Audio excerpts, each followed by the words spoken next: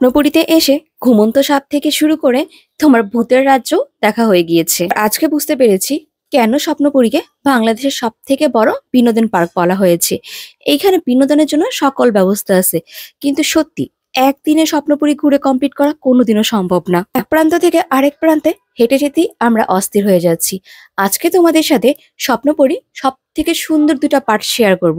সেটা হলো স্বপ্নপুরী ফেমাস ভূতের বাড়ি আর স্বপ্নপুরী চিড়িয়াখানা। এখানে অনেক ধরনের পশু পাখি আছে আর এদেরকে এত যত্ন সহকারে রাখা হয়েছে যা আমাদের দেখে খুবই ভালো লাগছে। আমরা বাচ্চাদের রাইড দিয়ে হাঁটতে হাঁটতে এখন যাচ্ছি হলো ভূতের বাড়ির দিকে, যেখানে তোমার ভূতের বাড়ি, সৌরজগৎ, তোমার আচার্য আর হলো বরফের বাড়ি ছিল।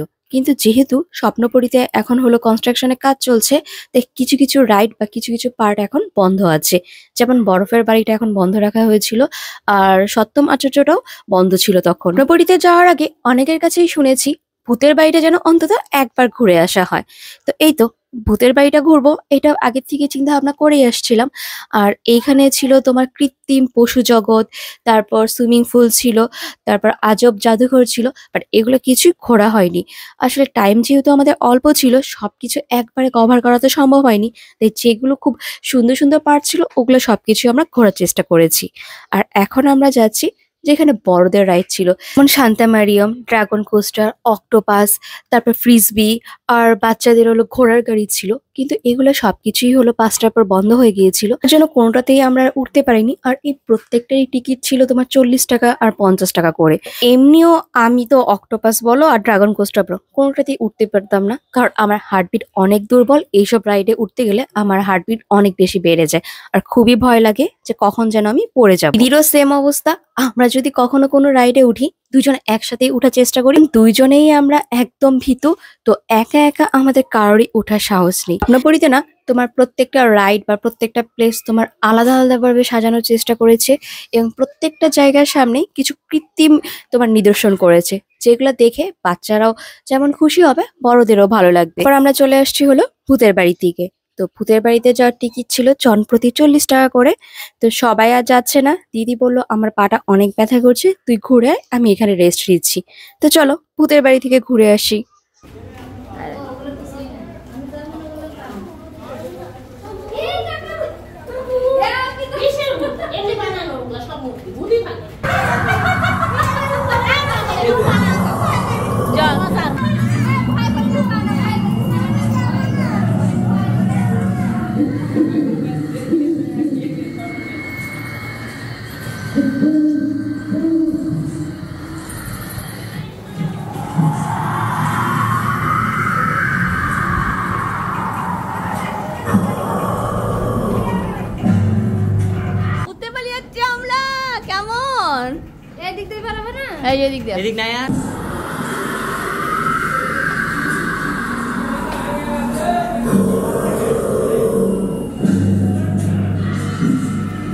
স্বপ্নপুরীতে ভূতের বাড়িতে এসে ভূত দেখে যতটা না ভয় পেয়েছি, তার থেকে বেশি হাসি পেয়েছি ভূতের কাণ্ড কারখানা দেখে। ছোটবেলায় এই ভূতের সিনেমাগুলো দেখেই ভয়ে মনে হয় রাত্রে ঘুম আসতো না, রাত্রে একা একা উঠতে ইচ্ছা করতো না, মনে হয় এই বুঝি ভূত আমাকে ধরে নিবে। কাঁথা মুড়ি দিয়ে ঘুমাতাম, এত ভয় পেতাম ভূতকে।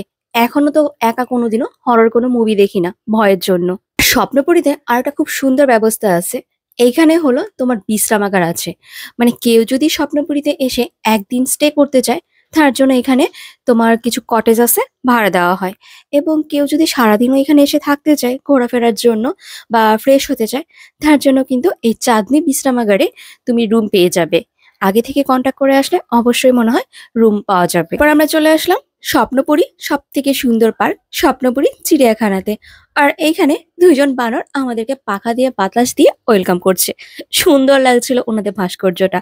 বাট এখন পর্যন্ত এটা হয়তো বা কমপ্লিট হয়নি, এটাতে রং করানো বাকি আছে। চিড়িয়াখানায় ঢোকার জন্য 5 বছরে উঠতে হলে টিকিট লাগে, আর জনপ্রতি টিকিট হলো 30 টাকা করে।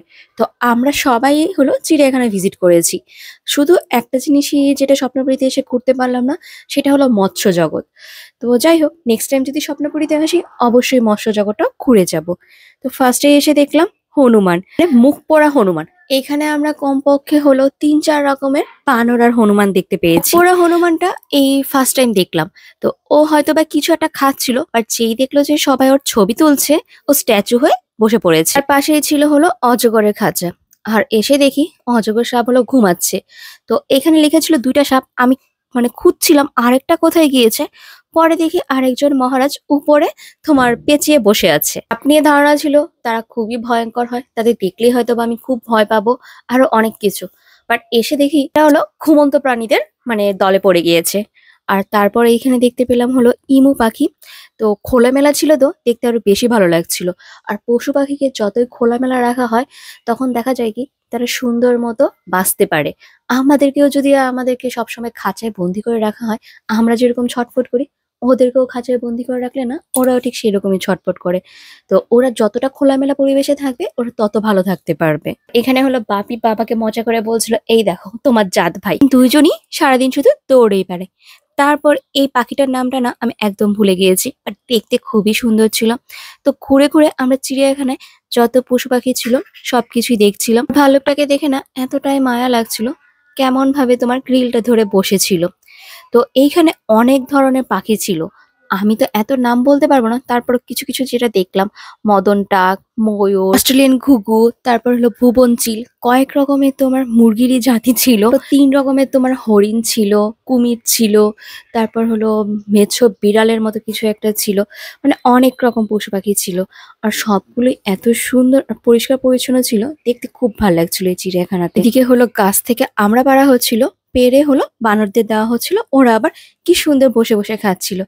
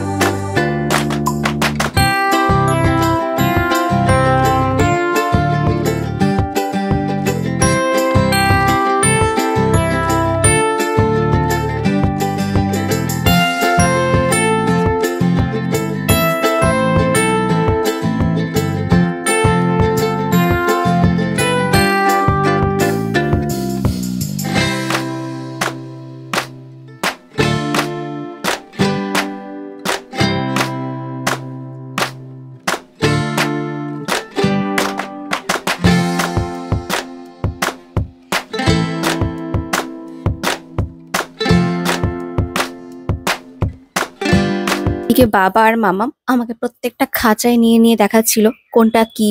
মামা আমাকে বলছিল, মামাম এই দেখো হনুমান, এই দেখো বানর, কত কিছু। তো ওদেরকে নিয়ে প্রত্যেকটা চিড়িয়াখানে কোথায় কি আছে, কোনটার কি নাম, এগুলো বলতেও খুব ভালো লাগছিল।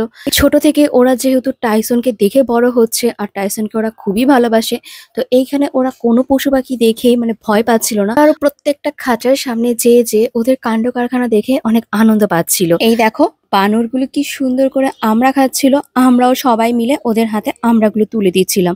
আর ওরা এই গ্রিলের ভেতর দিয়ে আমড়াগুলো খাচ্ছিল। আর ছোট থেকে বড় প্রত্যেকে এত কিউট করে খাচ্ছিল না, আমাদের দেখতে খুব ভালো লাগছিল। পুরোটা চিড়িয়াখানা মোটামুটি ঘোরা শেষ। এখন আমরা যাচ্ছিলাম হলো কুমির দেখার জন্য। আর ফার্স্টে যখন গিয়েছিলাম ও জলের নিচে একদম ডুবে ছিল, বুঝতেই পারছিলাম না। আর এখন দেখো একটু মাথাটা উঠিয়েছে। আর কত বড় কুমির, এখানে প্রায় 2টার মতো কুমির ছিল। ঘুরতে ঘুরতে আমরা একদম টায়ার্ড হয়ে গিয়েছি। আজকে রোদেরও তেজ ছিল খুব, আর গরমও খুব পড়েছিল। তো চলো এইদিকে হলো আমরা একটু রেস্ট নিয়ে বের হয়ে যাব। যেহেতু বিকাল হয়ে গিয়েছিল তাই প্রত্যেকটা খাঁচায় খাঁচায় পশু পাখিদের খাবার দেওয়া হচ্ছিল। আর এইদিকে হলো মাছেরও খাবার দেওয়া হচ্ছিল। আর দেখো পুকুরের মাঝখান দিয়ে মাছগুলো কি সুন্দর বিল বিল করে খাবারগুলো খাচ্ছিল, দেখতেও খুব ভালো লাগছিল। ছেলে মেয়ে হলো ময়ূরের সাথে খেলা করছে, আর আমরা চিড়িয়াখানায় প্রায় 1 ঘন্টার মতো ছিলাম, বাট কোনোভাবেই ময়ূরকে পাখা মেলতে দেখতে পারলাম না। এই বিষয়টা না সবসময় খেয়াল করে দেখেছি, যতই ময়ূরকে পাখা মেলতে দেখার ইচ্ছা হোক না কেন এটা কোনোদিনও পূরণ হয় না। হয়তোবা ময়ূররা বুঝতেই পারে যে আমরা ওর দিকেই তাকিয়ে আছি আর ও ইচ্ছা করে হয়তোবা পাখাটা মেলে না। তো এই তো চিড়িয়াখানা থেকে আমরা বের হয়ে পড়েছি। এখন যেই দোকানে আমরা খাওয়া দাওয়া করছিলাম ওই দাদার দোকানে একটু রেস্ট নিয়ে আমরা বাড়ির উদ্দেশ্যে রওনা দিয়ে দিই। স্বপ্নপুরীতে এসে আমরা যত আনন্দ করেছি তার থেকে আমাদের ছেলেমেয়েরা অনেক অনেক অনেক বেশি আনন্দ করেছে। যাওয়ার সময় ওরা স্বপ্নপুরীকে বাই বাই বলে যাচ্ছিল।